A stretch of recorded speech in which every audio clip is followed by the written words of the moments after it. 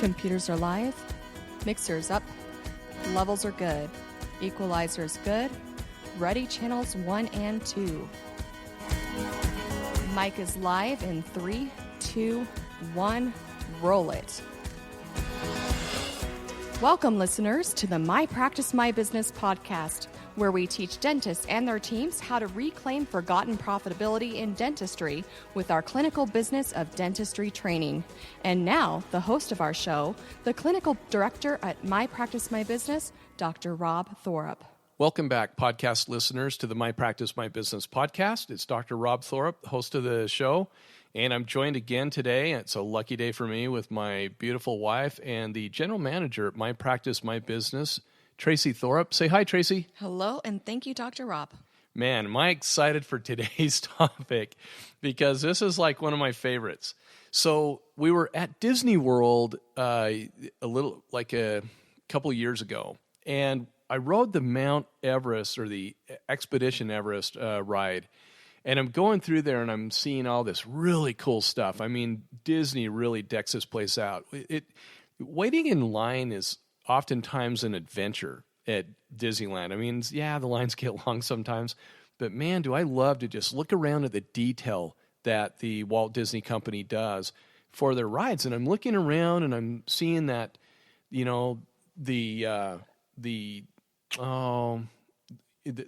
animal, the monster, what's it called? Yeti. The Yeti. Thank you.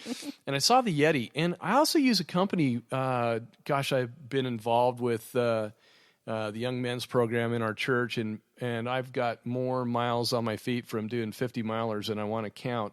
And there's a company called Goal Zero that has solar recharging capabilities, and we've used their systems for years since they came out back in the backcountry to recharge our electronics, you know, cameras and iPhones and everything like that. Even though there's no service back there, I mean, we use it to, you know, you got to take a little bit of technology with you out in the wild, and it's what a great company. If you guys do any kind of outdoors backpacking, even for any kind of emergency stuff, man, Goal Zero's really got some fantastic stuff. You should look on their website. I'm not getting paid anything by Goal Zero. I just love the company and talking about them. But I saw the Yeti, and they have a charger called the Yeti, a solar charger, and I'm going, Yeti, what a cool name, Yeti,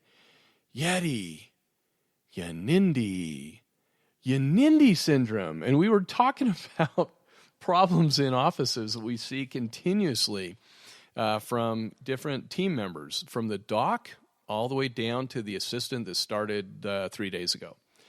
And the YNINDI syndrome is something that we have used in our training for years now, and it's an acronym. And the YNINDI stands for, we spell it YNINDI. It's kind of like, made up words that you see watching Mary Poppins. And if you've ever watched Saving Mr. Banks, a couple of great shows. So we made up this word YNINDI, and it stands for, yeah, no, I'm not doing it. How many team members do you have that has that? The definition, we define the word YNINDI, and it's the first definition is a prominent syndrome seen in dental offices. The second is it's a very contagious disease. The third is usually requires therapy to cure the office if team members cannot cure this by themselves. And fourth, surgical type removal is sometimes needed.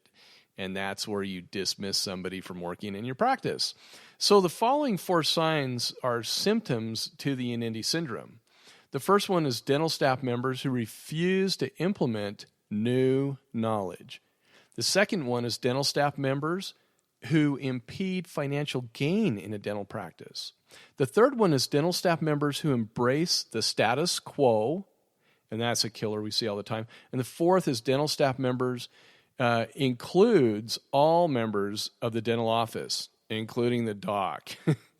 It amazes me how often I run into dental team members who suffer from the YNINDI syndrome. This syndrome is no respecter of generations either. Dental team members, and oftentimes includes the dentist, right? It happens to both young members, old members, and everything in between. We'd hope this syndrome would decrease in the dental industry, but unfortunately, it's only getting worse. Most of you have experienced the YNINDI team member. Some of you reading or reading any of my posts I've written or listening to this podcast, you might be suffering from this syndrome right now. So let's start from the beginning. But before we do, I'm going to go into this, Tracy, just for a minute, and then we'll come back.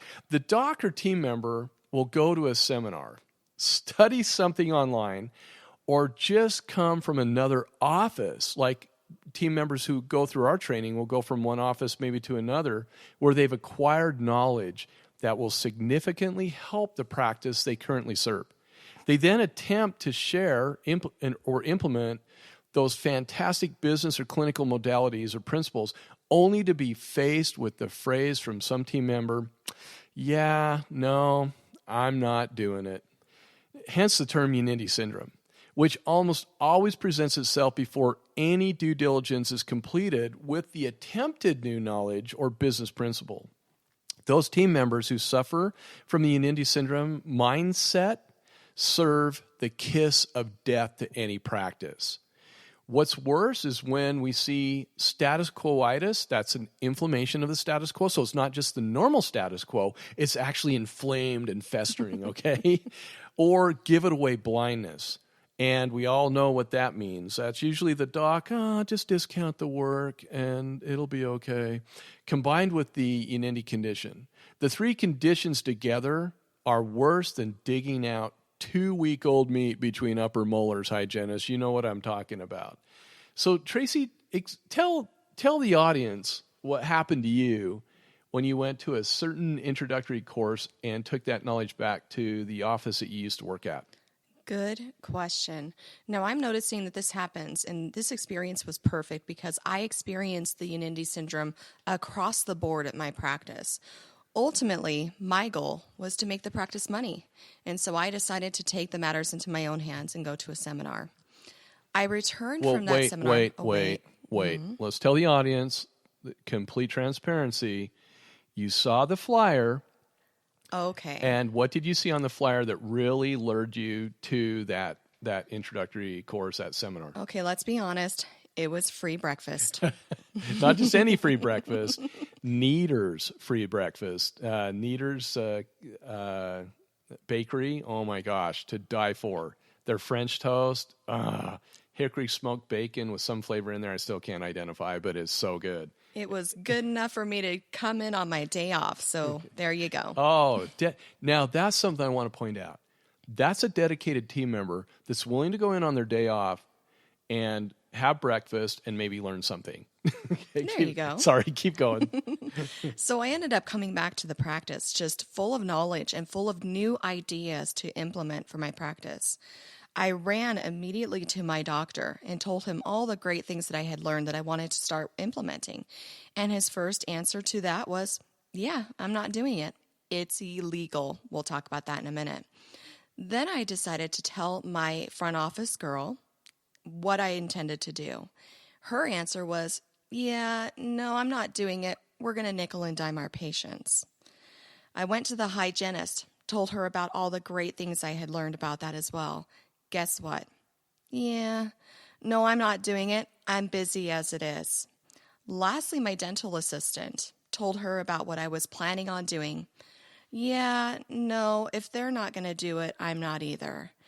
4 times from 4 different positions, I had the YNINDI syndrome.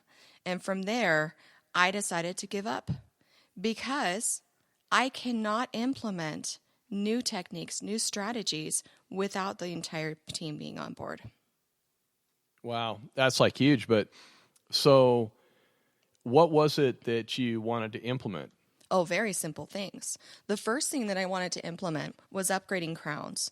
I felt that that was a great first step into implementing and increasing revenue. Because you guys didn't use just a super cheap lab, you were using a pretty expensive lab, right? Definitely. And the doctor was constantly complaining about the lab fee of one product versus another. Now, when you're signed up with insurance contracts, you can't charge a lab fee, but you can charge for what? for a cosmetic upgrade. That's right. That's right in their books. And that was what's crazy to me, what they don't think you can do. And yet nobody wanted to implement your new knowledge. And did you not, when you went to the training, you heard recorded conversations with insurance companies, you saw video with insurance companies, and you saw truth. You come back to give that truth, and what happens? Immediate resistance, because people have gone into practice and they've been working so much under the assumption that the things that we were going to implement were not legal, that they closed their minds off completely to the possibility that it just might be. So you can convince them that what you wanted to do and how to do it, there's a certain protocol and a way to do it. What you tried to teach them, even though it was truth, they still wouldn't do it. Would they come to, did you invite them to come to a seminar? Yes, I invited Doctor, and he did come. Unfortunately, the other staff members did not want to be involved in it, and that's where you cannot implement things unless everybody's on the same page. Now, and believe me, people, this is totally ad lib, what we're doing here. So there's no script, but you've got to tell them, this is what really irritates me, because let me just back up. I want to come back to when he changed his mind. Wait, I know, don't get all... Tracy's like getting red-faced, but I want to share with you guys, we have the UDA convention at the end of April. It's actually, I think we're going to run this podcast on the Monday just before the UDA convention. And what I do with my team members is we split up. I have some team members going to certain courses. They don't just bunch together and be little buddies and sit there and doodle the whole time they're there. No, these presenters, and I'm one of them at the UDA convention, and I hope that people who listen to this will come with note in hand, sit on the front row, ready to learn. Because all these presenters, save a few, like a couple of years ago, some guy talked about his dog for an hour, almost an hour and a half, it's an hour and 20 minutes. And I was so excited to go hear this guy teach and hear what he had to say. And he wanted to connect. They go to these conferences and these training facilities to learn how to connect with the people that they talk with. Talk about your pet. Talk about your dog, okay? And talk about your cat, whatever it might be, to try and connect with the audience, the feel good. No, that's not how we were trained in dental school. I want to be fed with a fire hose. So anyway, when these people present, they have a lot of information to give, and they prepare. And so we split our team up, and we have them take notes on the courses that we want to hear about. And then we get back together the beginning of the week, the following week, and everybody needs to have impeccable notes, and they got to come up with anywhere from 3 to 10 things that just really stood out, but a minimum of 3 things that they can bring back to the team and teach. And then if everybody takes good notes, we go out for like sushi to Tsunami Restaurant. And if they don't take good notes, we're going to McDonald's. That's right. Not that that's a bad place. I eat there all the time. But that's how we reward our team for going and taking good notes. And then they each of them will go around. We'll have like, dental team members of the round table. And everybody will present their information and present things that might help our practice. So Tracy goes out to the seminar. She learns about it, and it's our Clinical Business of Dentistry introductory seminar that she went to. And she goes and she learns, and she comes back and she presents the information, and the doctor's like, no, I'm not doing it. And the team members, nope, we're not going to do it either. And so then I go into my Saving Mr. Banks tone there. Sorry, it's just what I do. The lady that created the book, Mary Poppins, she's fantastic, but she was always, no, I'm not doing it. She's a perfect example of the YNINDI syndrome. So anyway, they take and she comes back, has all this information, and nothing. Then the doctor does what? Her doctor, Tracy's doctor she's working for years ago. Yep. He decided that he wanted to go to continuing education courses. So he ended up going to a convention held by another doctor amongst other colleagues. and listen about increasing revenue. And number one thing that they talked about was upgrading crowns. Now, the best thing for me was to receive a text message that I still have to this day from him saying, "I'm very sorry that I didn't listen to you. You're right. I can do this." And it is not illegal. Oh my gosh. So these are people that are out there teaching what we have been teaching in our company for years and years. And when we were combined with the American Dental Association years ago, our company was in the for-profit side of the ADA. Oh my gosh, I was teaching this stuff clear back then. And a lot of these people that are out there will they'll email me, "Rob, what's new? What's up? What can we upgrade? What's the laws? What's going on?" And so who knows if this guy was probably one of the guys that came to one of my courses years ago, because I see people do this all the time, because we were the pioneers out there teaching the protocols for upgrading products and services. And so what I really appreciated, though, was this doctor's humility. Her old boss said, "I'm sorry. You were right. I was wrong," right? He had some validation, and it probably felt good, didn't it? It really did. And you know what? That's something that is a little bit off subject, but you doctors out there, your office managers generally want to help you. And if there is something that you do make a mistake on, please be humble. You have no idea what that meant to me to have the doctor apologize. It was a simple thing to do, but it really meant a lot.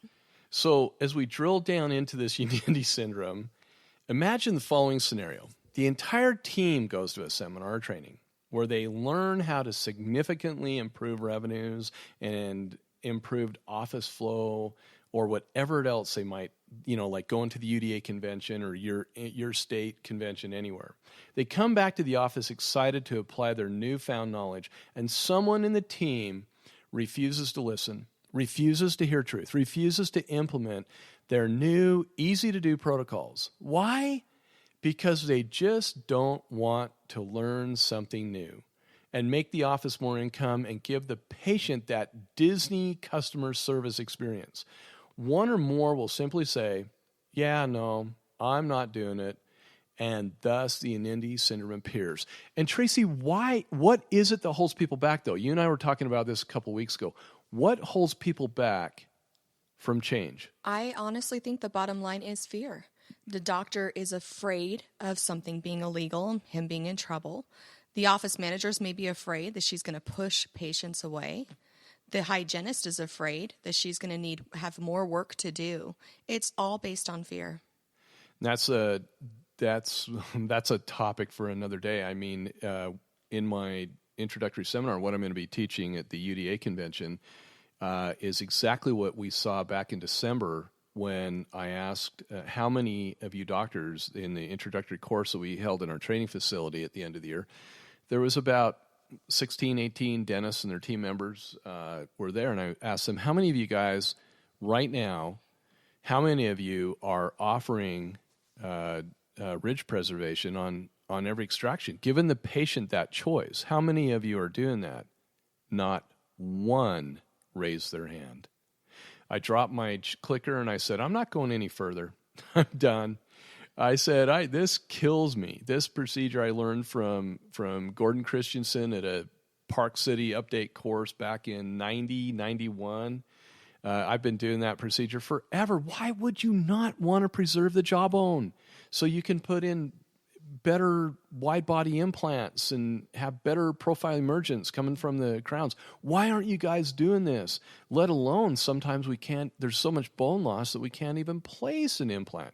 Or patient has to have a mega sinus lift for $2,500 or more, and they go, and they wouldn't have to go through that had the ridge been preserved. I said, why aren't you guys doing that?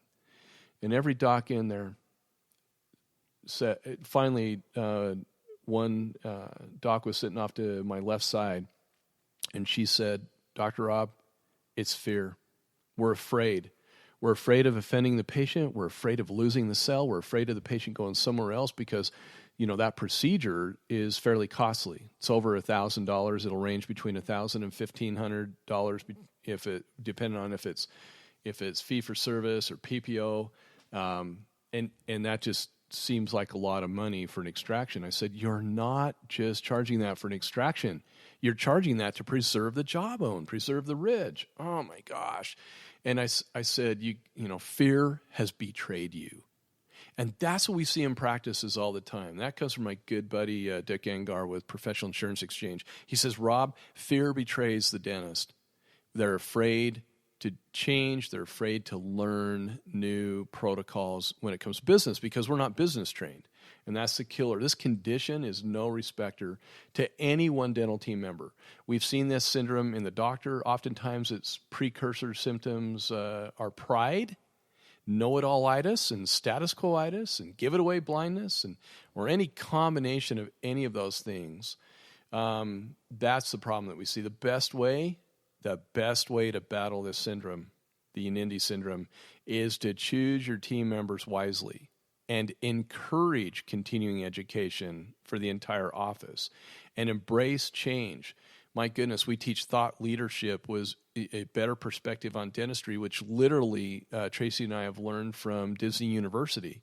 It's embracing change and encouraging continuing education. When the doc leads change and holds each team member accountable, everybody benefits. Office managers, don't be afraid to lead change and encourage the doctor to change and encourage that office that you have that stewardship over. My goodness, hit it. And that's where you can ask for an increase in pay. Tracy, thanks so much for being here today with me. I'm grateful that when my wife's able to break away from all the duties that she has and responsibilities of work and being a mom and everything else. Thanks for being here. Thank you. And all of you have a great day. Thank you so much for tuning into the My Practice, My Business podcast. You can find additional podcasts you may have missed that will help you with your dental practice at Apple iTunes Podcasts. And remember to become a subscriber to our podcast. Many of you have asked how to help support the My Practice, My Business podcast. If you have enjoyed the program and information you received today, the best way to help is to leave us a 5-star review. Thanks again for allowing us to be a part of your day.